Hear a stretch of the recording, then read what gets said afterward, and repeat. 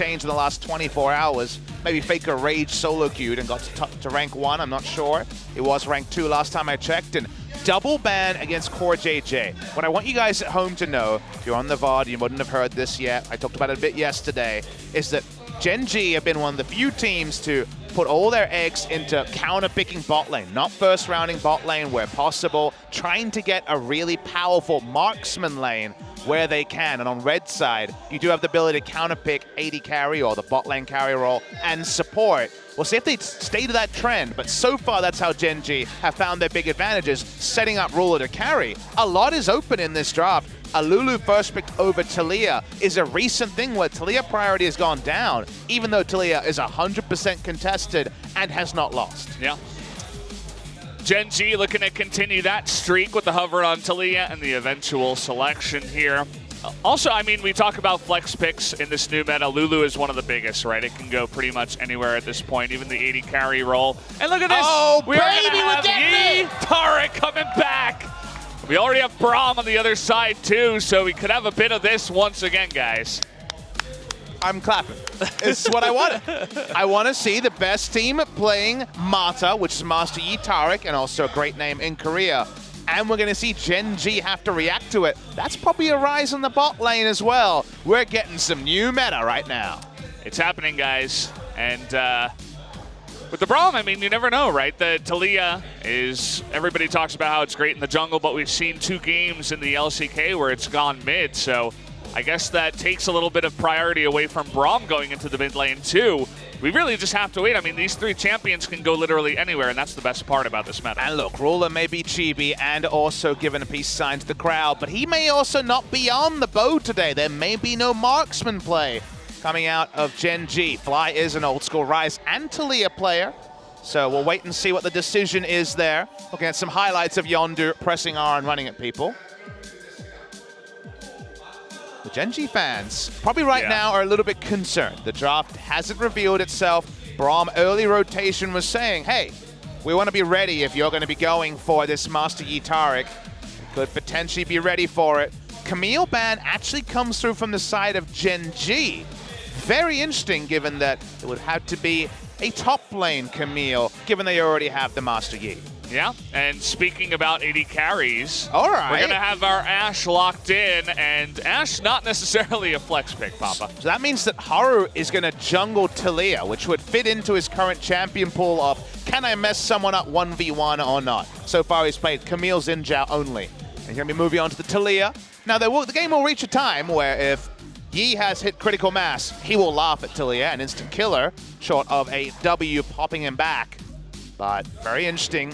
Is the Braum going to be going into the mid lane or the bot lane? That is not clear yet either.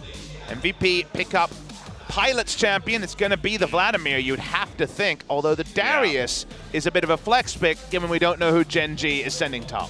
Yeah, and it's also interesting. We saw a couple of Ornn picks alongside the Yi and the Taric for some extra CC to help your Yi get on top of them. But instead of that, they go for just plain damage and fantastic team fighting. Vladimir and Darius together, once they get fed alongside the Yi with a couple of supports, that's going to be one really terrifying composition.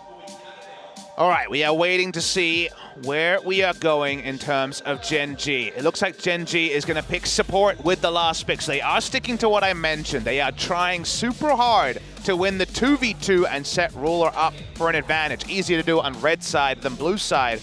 Counter-picking support. It's going to be mid lane Braum again. Going to be the Janna in the bot lane. Is this going to be the duo lane here? It must be. So Vladimir Lulu versus Ashe Janna. You feel like early game, this is not going to be fantastic for the Ashe Janna, but it is the old school duo. I feel like when the European lanes first came to standard, which is AD carry and support back in 2010, this was the duo. It was Ashe Janna many, many moons ago. Yeah. Cuvée going to be on his top lane rise. He is the resident top lane rise player in the LCK.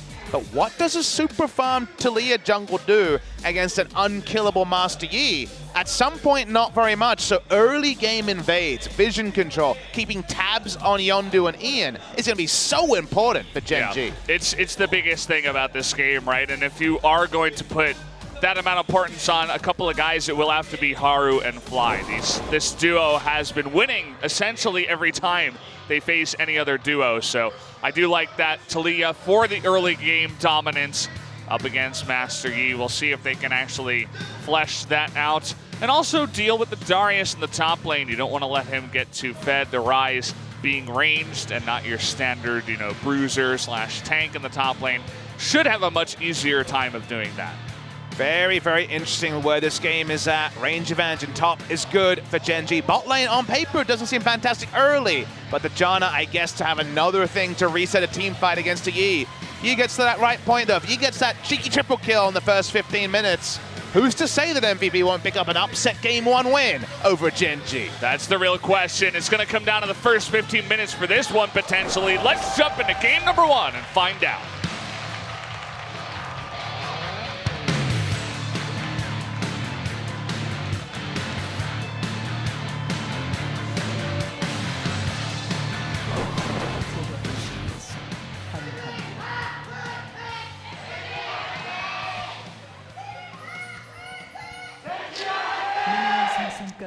All right, both fan groups really excited to get into this one. The cheers are in. I know a bunch of you people in the Twitch chat and the fans just across the world really enjoying this meta. I feel like the majority of people do.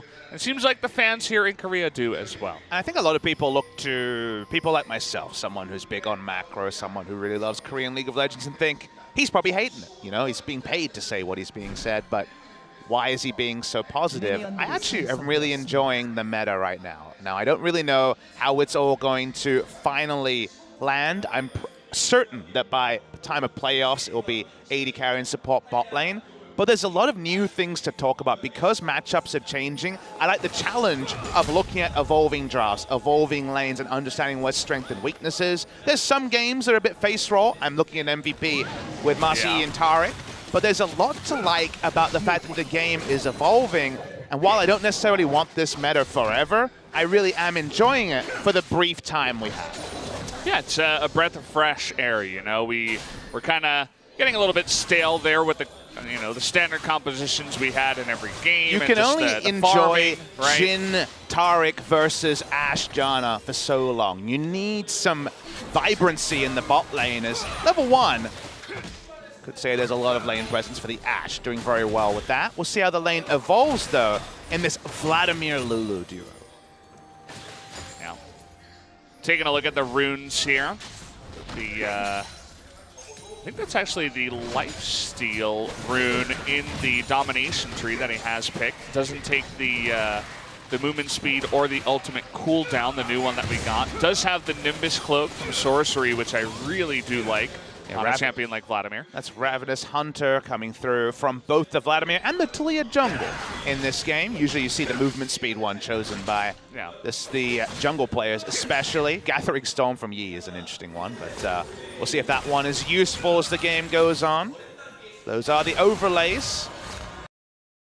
Being a power farmed Taliyah versus a power farmed Master Yi.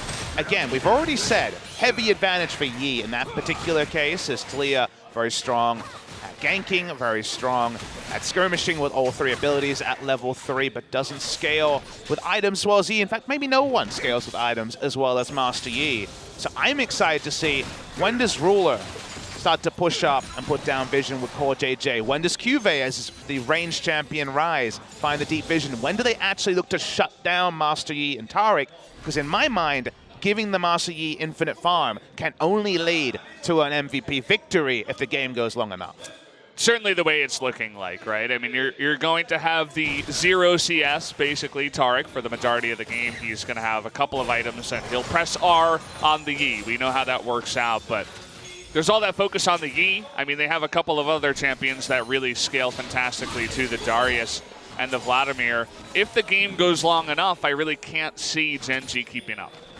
I think the Gen G kind of takeaway message has been that Braum late game is very good against these 1 carries, so that's why the Braum is there. Braum Camille into Braum Taliyah. So they're going to have to rely on Braum for the CC as the game goes on, and maybe a well-timed reset from the Janna. But it doesn't have the comical hard CC that Gen G had the last time they faced Master Yi. So if Braum can do it all, maybe then we see a counter pick for the Master Yi combo that can be used in other regions. But to me, that seems bold, given what we've seen of the Master Yi late game. Yeah, I mean, a lot of people are talking about how the mid lane is dead, right? You see Bjergsen playing Taric and Braum every single game, and what does that mean? But you talk about the importance of Braum against this kind of composition, and it's not your standard, I'm going to take the reins and carry the game myself, but it's kind of taking a backseat role for these mid laners who have a somewhat more important role to deal with as the Braum.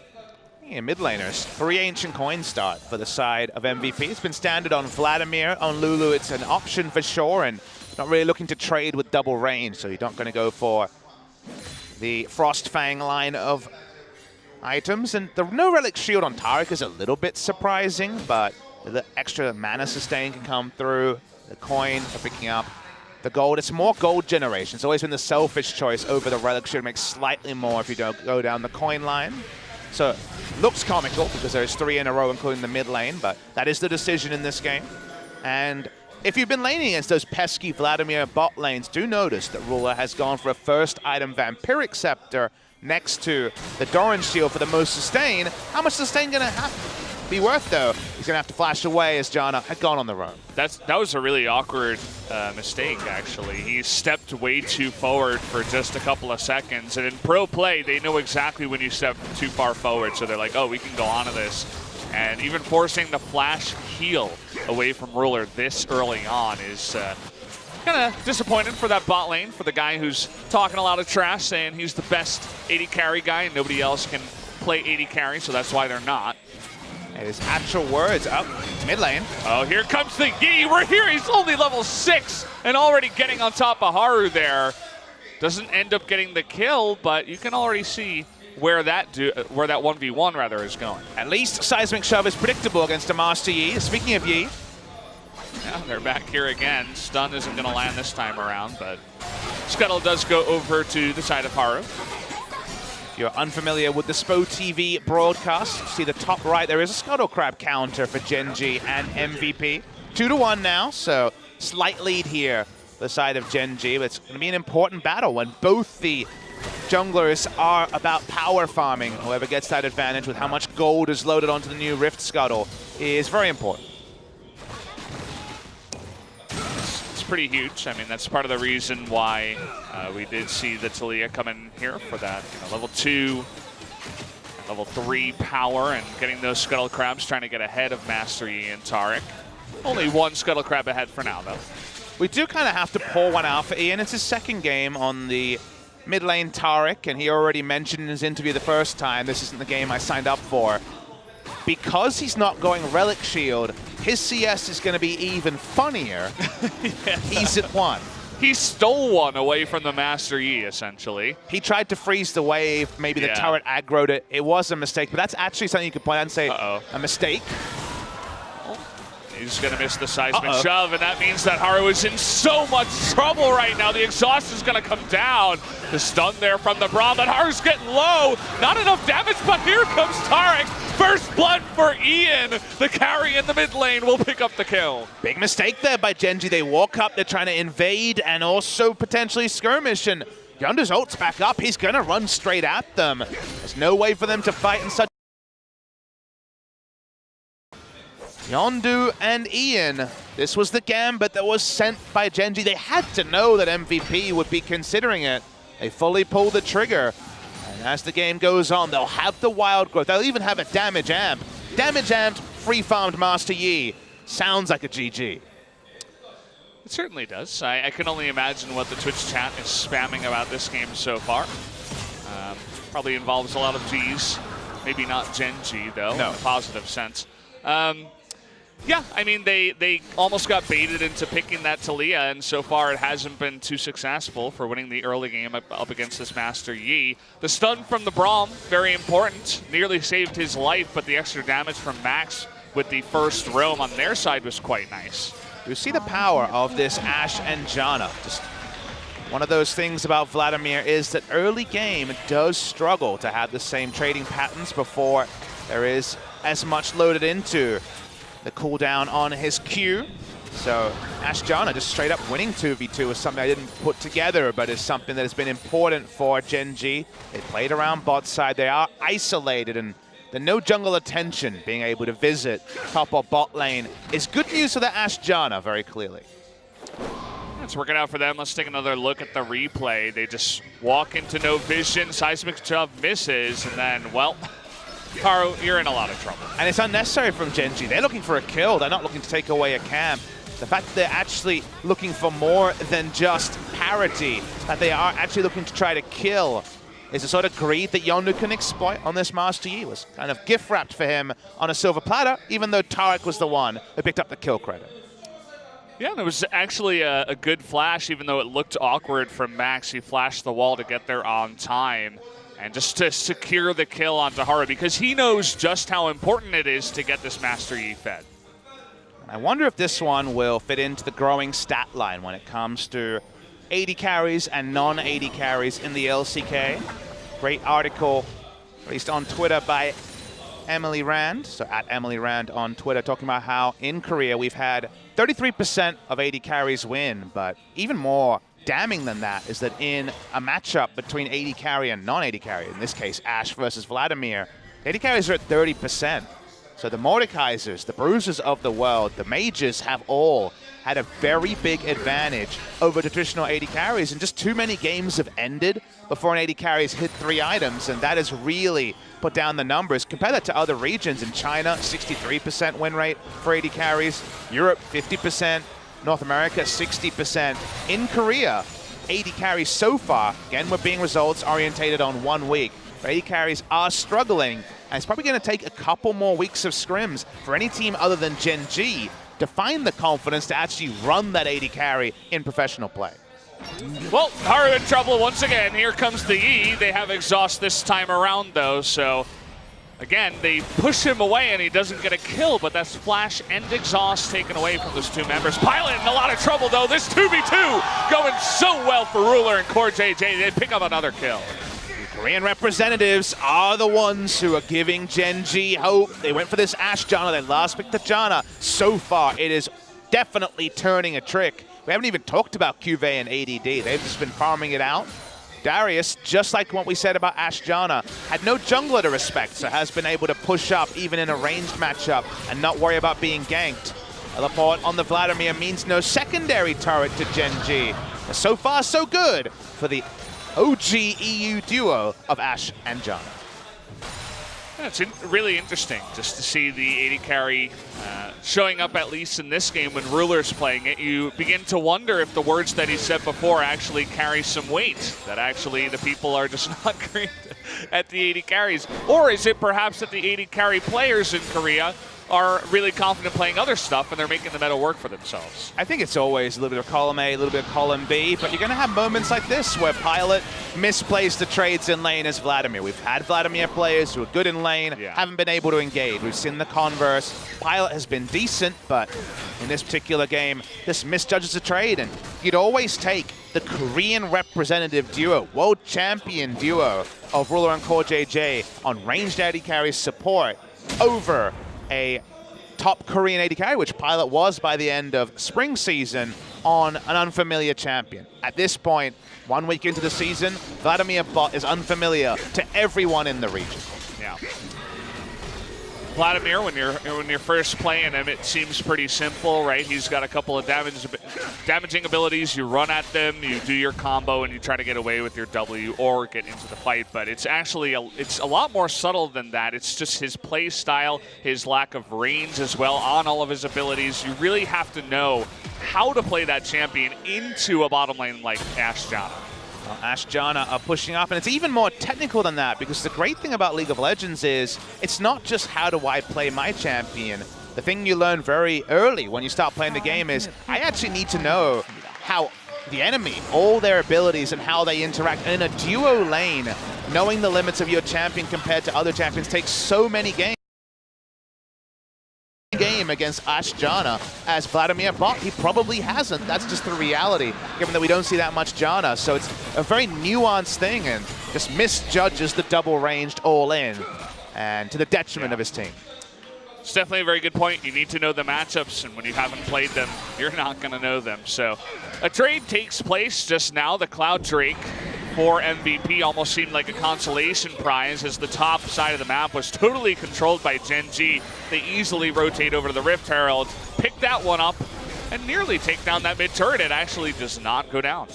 Even just a gust of wind will take it down. We didn't see the HP. I believe it was sub 200. It looked like that, at least from our side. It's sub 100, maybe sub 50 at that point. I'm going to say 43. 43? I don't know if we'll ever know, but I'll say 34. Okay. Hopefully, SpoTV observers will click on the turret and let us know which of us is right. We very much need to know that. Our selfish information, much more important. No! It's gone. Okay, well. Screw this game. Yeah, I don't want to talk about it anymore. It's unimportant now, I guess. But that is 3 turrets, outer turrets here, for Gen G to 0 from MVP. So even though the Master Yi is very scary, a bit of extra gold headed over to the side of Gen G. Does also mean that now the funnel strategy on the Yi is going to be a lot more limited. Once you give up the outer ring of turrets, much easier for Gen G to shoot up vision. You just ward one side of the jungle, hawk shot the other, and Bob's your uncle. You kind of know the respawn timers on everything. You're very aware of when to invade. Look at the damage dealt numbers, and somehow Darius done 220 damage. That's what melee versus range looks like, I guess. You would think he would have gotten a couple of Qs off or something, but maybe that's just one. He's still up in CS, so the lane is going in his favor regardless of the damage numbers. I believe that the Rise was on top or near the top compared to our lowest in the Darius. Straight up Spellbinder from Pilot with CDR boots. He's ready to engage. Hopefully seeing some confidence from him. The Master Yi is close to Rage Blade, and that's when we saw Yondu really tone it up in his performance now all the way back on the first game of the season. And we still are going to be skeptical of what 193 CS at 16-minute Talia will be able to do. We've seen the Brom Graves a couple of times. It was very, very disappointing when it came to impact from CS. Over in the EUL CS, it was farm up the Kai'Sa twice, and we know how good that champion is with a couple of items. See where Talia is at. He's now looking for an inner turret here, Gen G. That pushing power, the Ashe Janna is just once again doing their job, pushing that in, and it's drawing many members of MVP down here. Even the Darius was heading up towards the top lane, and it's putting kind of a hold on the Master Yi show for now. So what you can do as the comp from Gen G, where they have the ranged duo of Ashe Janna and good disengage from Janna and Brom, is to 4-1, put down 3 control wards and siege and say, hey, if you want to engage, we've got a lot of disengage. Ashe has 600 range. Let's just take down turrets. And even if you move the Master Yi up, then he's sitting under a turret, not really being able to do anything, and definitely not farming Valdez. And it's one way to actually corral the funnel strategy and bring it to you. And if you're bringing it to you, you're feeling pretty good about where this game is going. Exactly. I mean, you were talking about controlling that part of the jungle with those control wards. You're even taking away the camps from the Master Yi. You're taking the wolves. You're keeping them behind here. When you're sieging, he can't kill all of the creeps every single time that are pushing into the turret. So you're denying a lot. There's that. There's the scuttle crabs. You have a lot more map vision. And it's all looking good for now, but always keep in mind that you still do have that Master Yi timer in the back of your head. There's the Rage Blade, just as I say it. But does Master Yi press Highland and run, as Haru just messed that up pretty bad? He decided he really didn't want. I don't even know what to say after that. So he actually failed just going for the wall, rode it by accident, and then flashed to get off it. Yeah, I mean, I don't think he would have been close enough to be in any danger. As a Talia player, how would you rate that play from Haru? That's like maybe a 1 out of 10. That's really, really bad. Because especially what I was going to say, you were talking about all that disengage, but it's really important for the Talia after getting engaged upon to flash away and then allow Janna and Brom to do their work and then begin throwing stones. That's part of the reason why Talia is actually decent if you can disengage, but if you lose your flash by trying to awkwardly wall in the siege and then getting scared halfway through, or maybe even just fat fingering the flash, it's not a good look, to say the least. Well, let the record show that Valdez threw the first stones at Haru's Taliyah in this particular game. And it has been the thing. We haven't seen much Taliyah jungle in the LCK or in other regions. And when we are seeing it, you do see that things like who's played sub 30 games of Taliyah is very different to BDD and the best in the world at being able to play that Taliyah. So to me, again, if this works from Gen G, and so far it's looking pretty good at corralling the Yi. He does have 234 CS, a Rage Blade, some nice items. But if this does work, to me it's a lot about Braum mid as a counter, and then basically any farming jungler is fine, rather than necessarily a two-part combo. So it's two champions, Yi, Taric, and it seems like just Braum, and in this case Braum in the mid lane, has been the way that Gen G has preferred to attack what is a very potent duo around the world. Yeah, and as you said before, Gen G loves to put focus on the bottom lane and winning that lane, and so far that has come to fruition in a big way. Over 70 CS ahead right now is Ruler over Pilot on the Vlad, so just another big source of damage as we do get later on in the game that can potentially try to knock out the carries from MVP. So when it comes to wards, ward on the red buff, ward on the enemy Krugs. That is the information available, but Hawkshot also gives them map hacks where they don't have the vision down. So going to be close to complete information from Gen G. If we had a POV stream like the ULCS does, I'm sure the timers would be so many. It would be a timer for literally the respawn of every camp, because tracking the Yi is the only thing Gen G need to do. That is very much the important takeaway. Now, it isn't full utility with the Master Yi. When we did see it before, it was things like the Lulu in a carry role just to get a lot of ability power. It was Pilot on the Lulu at that time. We did see the biggest success from the funnel strategy was G2 yesterday, who were playing, well, it was kind of 4 a.m. in Korean time, but last night is the easiest way to explain it.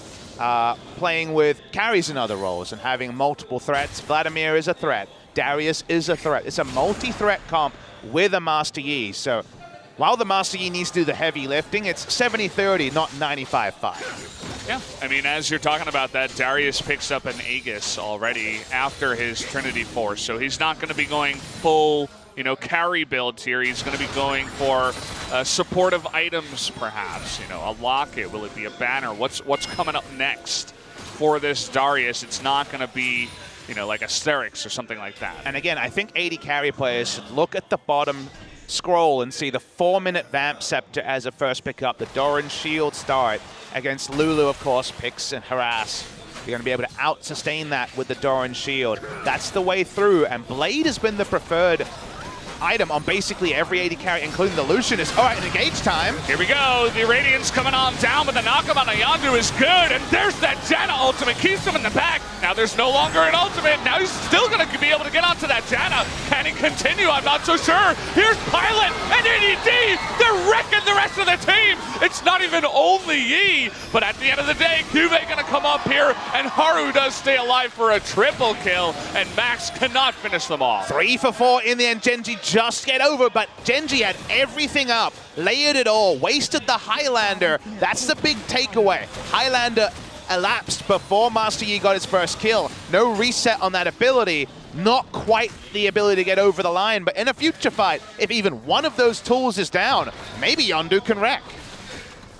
Yeah, I mean, that was the fight.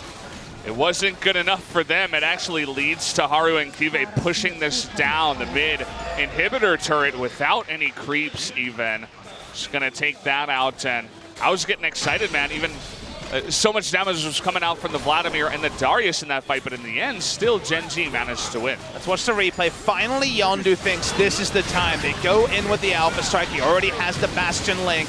Now he is, everything works here. He's double knocked away by the seismic shove and Cordede's ultimate, but you notice just times out. 1 second before the Alpha Strike times out when it comes to getting the reset there. Speaking of resets, Darius does some work. They are so close to pulling this off MVP, even though it hasn't been an ideal game. If they can do that again, Highlander has a very short cooldown. It's up already. Who's to say that we can't see a team fight victory for MVP? Certainly is possible, but you really do have to commend Haru and Kyve specifically, and even Core JJ for that masterful Janna ultimate. It was just everything coming together and doing really, really well. Ruler even doing the most damage in the fight before he did go down. Certainly did his job towards the end of that one. Like you say, damage maximization's really what an Ashe is all about. Now Ashe has decided she will not be a reset on the Highlander. There is a Guardian Angel as the next pickup here. Third item from the Ashe. No Infinity Edge like Deft was building earlier in the season. Again, Ashe is chosen slows for the ultimate as another interrupt. And if she's able to free hit, which seems very unlikely given the Master Yi, Darius, and Vlad, oh, it's going to be plenty of damage as well. Pilot being significantly far behind is a problem here. Master Yi may have a critical mass, but so does Vladimir. And that critical mass is a long way away, given he doesn't have his second item at 25 minutes. Oh boy. Okay, so Gen G pretty far ahead in this one. They're going to go for the Baron. They have a lot of Baron damage. A lot of Baron damage. It's pretty insane, guys. Talia, Ashe, and even the Rise, too. And with the Talia, you can lay down a wall. Thinking about going over that wall. It is going to end. The Highlander coming on in, but they're trying to TP out. Everybody disappears. The perfect Rise ultimate. Super duper clean. Call them Mr. Clean is Gen G. Who's to say there's no rotations in the LCK anymore? Beautifully done on the Realm Warp. Goodbye, Master Yi. If that Alpha Strike followed, it would have been hilarious. But that's not how that interaction works. Yeah. Gen G get the Baron through a very lovely play. First with the clear Weaver's Wall, then most of the flashes were down, and no one likes to flash over the Weaver's Wall to begin. Here is the replay. They're spotted, and then first they put down the Weaver's Wall. There is no flash on the Yi, or the Taric, or the Lulu. Realm Warp is early. Alpha Strike through. Nicely done, Observer, following that one, and, well, that was a bit of a train robbery by Gen G. They're looking for more, too, and a perfect arrow onto ADD. It's not going to be enough, though. ADD, though, is going to get knocked back. The Q comes out from Braum, and it just looks like they're so confident now. The cleanest play I have seen in a long time, and roaming S5 now into the bottom lane, looking for more picks. Gen G, they're on a roll. And this is why I was clapping in Champ Select. We see Master Yi Taric by the only team that succeeded with it, against a team that seems happy to leave it open, the team that believes that AD carry is the way forward, which is a big disagreement in Korea. There was a couple of team fights that swung, but so far the big plays have been made by Gen G. They've got the Baron, they're walking up, and MVP probably only have one team fight left in them. Now let's see what they can actually do. You were talking about summoners and abilities being down, but everything is basically up now for Gen G, and they have the Baron and the 9,000 gold lead, buying after getting that Baron buff and the extra gold. So it's going to be even harder. Let's see if they can actually pull it off. Ruler has basically closed the distance on CS with the Yondu, of course, with all his jungle being stolen away and sharing farm. He hasn't been able to keep those numbers up, getting those outer turrets down, rotating around the Ashe Janna has been so important for the side of Gen G. Waiting for Haru to put down that next Weaver's Wall. They can break the base again, that'll be big. They do separate ADD. Yeah, nice angle there, actually, cutting off the Darius. One of the main guys that's going to be running at you and trying to engage. They just have so much poke and disengage too. The Ashe volley, the Janna tornadoes. Braum to always threaten his disengage. And now they're even going to get a knock up here on a Yondu. Locked down into Ashe arrow. He does have QSS, but down goes the QSS, all of his health, and the first inhibitor into the second inhibitor here for Gen G. Accuracy on that arrow, really important from Ruler to draw more out of the Master Yi. They're looking to end the game, and again, MVP, they got one more attempt. They're gonna try it now. Okay, trying to get onto Kyve here is Pilot. The Radiance is gonna come down. Look at all the shields though, but Kyve, he does disappear. Here comes the Yi, keep your eyes on him. Gonna get onto Ruler, and they do pop his GA, and ADD even beginning to dunk some people. Ruler is gonna go down, and MVP against the run of play, trying to come in here and win. Even ADD getting a little bit off the chain there, but by God, MVP, they're not out of this one yet. And this is why you know there's always one fight left, just about able to win it. our MVP, when the summoners are back up. That was the takeaway, Valdez.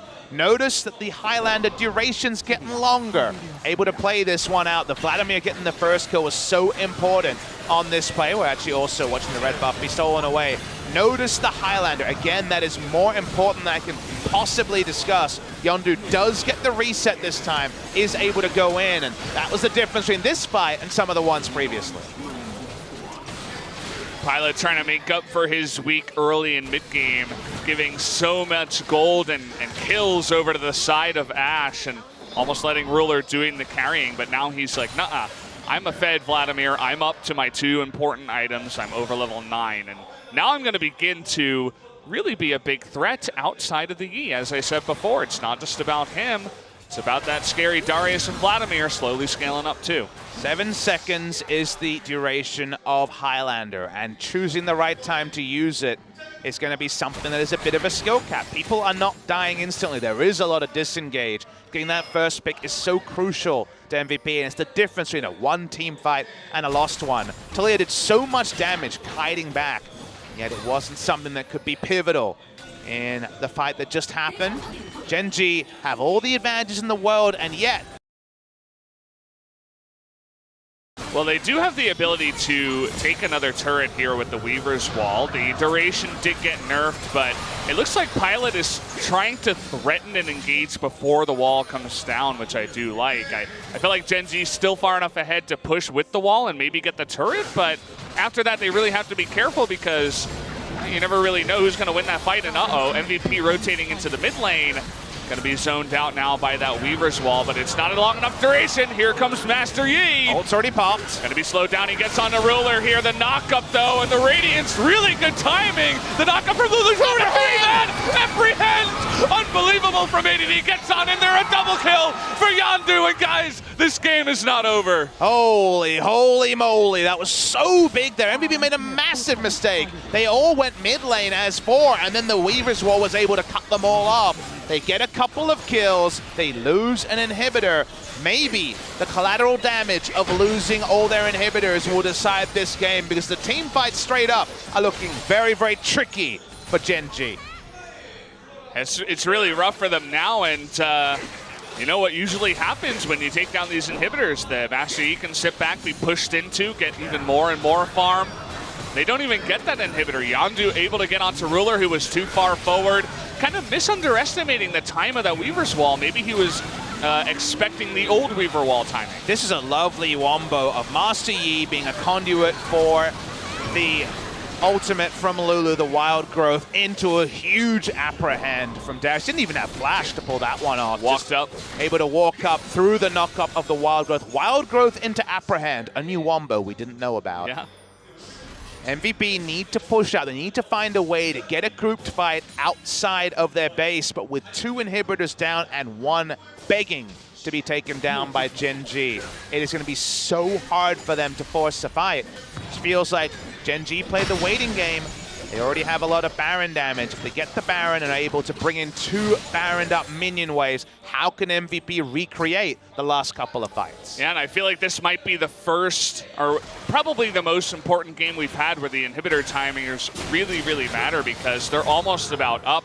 And if those get up and they can push out the waves and try to contest the Baron as well, then, I mean, anything can happen here. We're going to have a one-on-one. Pilot versus Kive. Doesn't look like Pilot's confident to take that fight, actually. They're able to dissuade Gen G from finishing the Baron. They don't want a 50-50 smite. No Fiestas around there, so MVP just push up the mid lane. It's Frozen Mallet on the Yi, just trading upon having a bit more extra health. Here he comes. He popped his ultimate, but he does get Q'd. Oh, boy.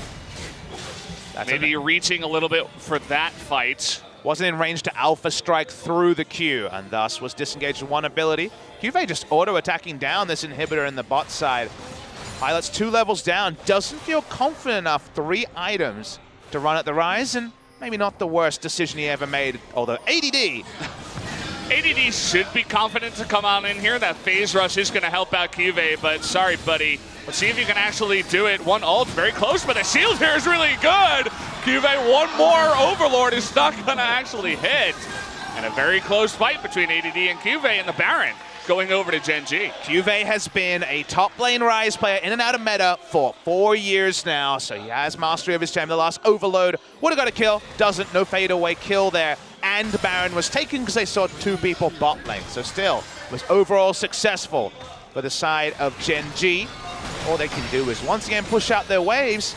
My question is though, Valdez, is getting the Baron or keeping all 3 inhibitors alive more important for the side of MVP? Because honestly, the Baron buff does give those extra combat stats. It does allow them to play a 1-3-1. But with 3 inhibitors up, it gives the MVP more places to stand to try to force a fight because they don't have to respect the minions. And maybe they feel like with just the champions they have, they can run a Baron buff enemy and beat them in a 5v5. And you were talking about trying to force a fight. This is really suspicious only pilot there. And they throw down some wards. They spot them there. And MVP, they're saying, hey, go ahead and try to take the inhibitor. Well, you'll be forced into a fight then. But Gen G can just walk around, ward every entrance that a Master Yi can come from and never be flanked. That's what they will do. However, like I mentioned, MVP don't have any inhibitors down, so actually, this game extends. ADD gets a minion wave of farm. He couldn't when the Baron buff was up. They're able to get more and more resources around the map now, and that could prove really important for the side of MVP. It means this game will become a 60,000 plus gold game. Yeah. That it will, and even the banner I was talking about on EDD is going to help out pushing out that bottom lane. Just one lane they don't have to worry about. They can stick here in between the top and the middle lanes and just defend, and Gen confident to take a fight underneath the turret right now. Banner pushing out bot lane, so now they're only playing 2 lanes, even easier for MVP to protect here. We've got that point down. I wanted to re-emphasize it because we do have this nice little overlay now to show they're pushing forward. Dot. Here's the Weaver's Wall. Now they are split by this. Yondu in the front here. And look at ADD from the top side. There it is, the engaged pilot trying to get on top of everyone. But actually, Haru will get the kill at the Lulu. Doesn't matter, though. Here's the Master Yi, and Fly getting super low. Yondu in the front line does have that GA still available. Ruler did have the stopwatch, but it's not enough. The apprehend on Juve with the shields. He is going to take out the Master Yi, but not the other 2 carries. Now the Darius and the Vlad are really showing up. Wasn't an ideal fight at all by MVP. They lost the Lulu super early before Wild Growth even happened. Dies with his summoners up. The Highlander was timed out as well, and yet they still inch forward. And yet Ruler will have his summoners down for a significant amount of time. This game's extending to those extra innings you never want to be in. And it's the Mata combo, the Master Yi and the Taric. The Weaver's Wall separates Ian. Watch Max, who gets popped at the start of this fight. And okay, this is the time. He dies to 1 rotation of spells from Haru. Nicely done by the team fight jungle Talia. And yet, despite everything being up, so many delays from Ruler and friends, MVP still come out ahead. It really raises the question, right? Ruler talks about how much AD carries are still in the meta and still viable, but can you really play Ashe, even with the Guardian Angel and the stopwatch? You know, just trying to stick alive for so long. How does he even survive against all of that? You're going to have a Yi on top of you. If they close the gap onto you, and Ashe is not going to be able to do much. Does also raise the question of, can we be really confident in our strategy of counter-picking bot lane if we don't ban the Master Yi or Taric? I feel like any other strategy, you're feeling pretty good. Even Nunu Karth is like, okay, there's counterplay this. Stasis very good against it. With Master Yi and Taric, Ashe is a bit of free food, just like Olaf into Ashe proved to be in spring season. I don't think it's cheapish or anything to hold against Gen G if they're banning Master Yi or Taric. Kingzone's doing a lot of the best teams in Korea trying to stop this particular version of the funneling strategy. Yondu walks around. Guardian Angel was completed already. Now he's a QSS, so he's getting that utility that he knows he needs. The moment you see someone going Frozen Mallet, Guardian Angel, and QSS, you know that they're pretty confident they can deal enough damage. The Darius also is actually going a pretty high damage build after the Banner of Command, including armor penetration on Darius. Very interesting. MVP push up, see what they can make happen. Well, nice bit of damage on the Ian, but as long as he's alive to press R, it doesn't really matter.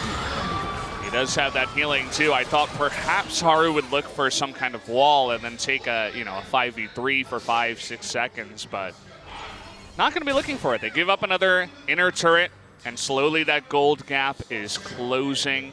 Only about 5,000 gold ahead now is Gen G. And we asked the question before, which composition is going to be better once we do get to, you know, max items, and so far it's looking like MVP. The just CC him approach to Master Yi has been something that has been laughed at for many years. One of the oldest League of Legends memes I know. Just CC her about Katarina at her full level of power into many other champions who've proven toxic in terms of gameplay, and Master Yi in the late game, you know, I could definitely see the argument. So hard to find true counterplay there. Has the QSS, has a Mikhails, has a Shirelli, has a Redemption, a lot of utility.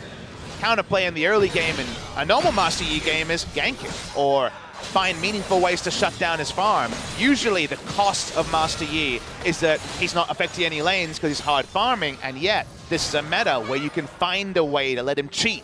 He's got the answer key to that early game problem, and that's why we get to this point where Master Yi is now at 65,000 gold. Gen G played so well at shutting this down around the fast pushing. The problem with fast pushing is you get down all those easy objectives, and then at some point you have to fight.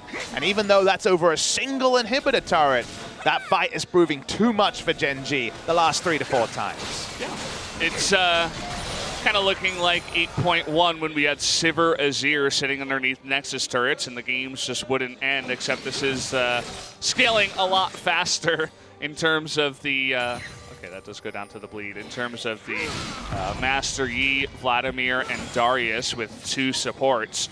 Oh, baby. They don't know they're there. Okay. Well, Gen G, you might be in a little bit of trouble. They're trying to get onto ADD, though. He's getting super low. Gonna get onto Haru, but he goes down immediately. Here's Yandu, though, with the Radiance. He will be knocked up by everything, trying to get onto that backline. But can he do the damage? He might be able to on the Pilot. Now getting onto Fly, but he's gonna be all alone here. He has the Vladimir, but it's not enough. Trying to jump on in, he dies mid-Alpha Strike, and down they go, Gen G. They find ADD, a separated MVP will go down. The creeping death they thought was there was actually ADD himself going down as a 5. The side wards worked, ADD died, and so do MVP. Just like that, one wrong team fight, and Gen G able to separate MVP. They take the win, and in one way, they do defeat that Master Yi Taric combination. They high-five each other, but they know this proved so much more difficult than it seemed to be 20 to 25 minutes in. What is your takeaway from this if you are the coach of Gen G? Is it our strategy worked, or we should have just banned the Yi? I'd say go ahead and ban that Yi. Just in general, that strategy of having those supports hang around, especially the Yi, but even just saying, no, we're not going to provide extra CC for the Master Yi. We're just going to give extra options and another a couple of really good scaling damage dealers. And, well, as you said it before, I mean, Gen G kind of rubbing the back of his neck there with Fly. They're like, I'm not so sure. And even tears coming out when MVP comes up on screen. You see MVP, ADD on the right of your screen knows that he unfortunately was the one out of position that allowed this to be such a slam dunk, no pun intended, for the side of Gen G to find a collapse. ADD's walking through. We know that there was a flank happening, but he's spotted because he walks out of the brush while taking Raptors. Dying at 40+ minutes taking Raptors is a rookie mistake, and ADD no longer is a rookie. That means it starts 4v5. Also, people are flashing just to begin the fight. So much was used in an unconventional manner and in a manner that didn't allow them to maximize their resource on the side of MVP. Unfortunately, they had to flash to get to the race. They needed to flash in the race. So sadly, for the MVP fans, they do go down. Yep, such an awkward way to lose that one for MVP. ADD spotted outside the brush, and then he tries to walk down, and he sees Rise coming at him, and he's like, well, I guess I just accept my fate, try to go in there. Nowhere to hide, nowhere to run, and no way to